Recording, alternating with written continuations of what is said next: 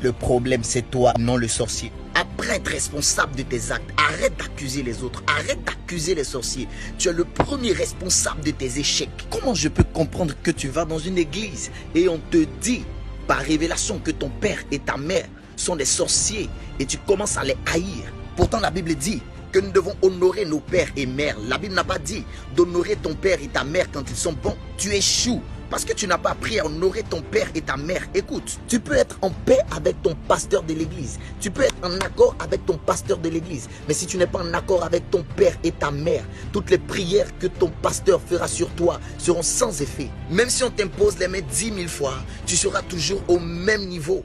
Une autre raison pour laquelle tu échoues, écoute, la vie spirituelle et sociale sont basées sur des principes de vie. Si tu ne respectes pas ces principes, tu ne peux pas rentrer dans un certain niveau d'élévation. Par exemple, tu es une femme, tu recherches le mariage, tu penses que la prière suffit?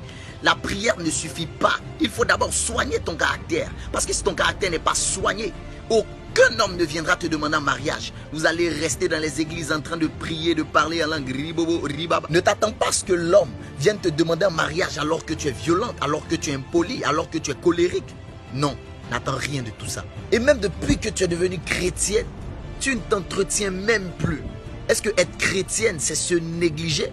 Non, je ne le pense pas. Tu aimes Dieu, mais ton homme aussi qui vient à ses préférences.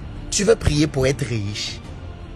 Continue de prier, tu vas mourir pauvre. Tu veux être riche, mais tu n'aimes pas travailler. Tu veux être riche, mais tu n'aimes pas donner aux autres. Tu es ton premier sorcier. Si tu ne remplis pas certains principes, ne va pas accuser les sorciers du village. Parce que même un sorcier a peur d'un véritable enfant de Dieu.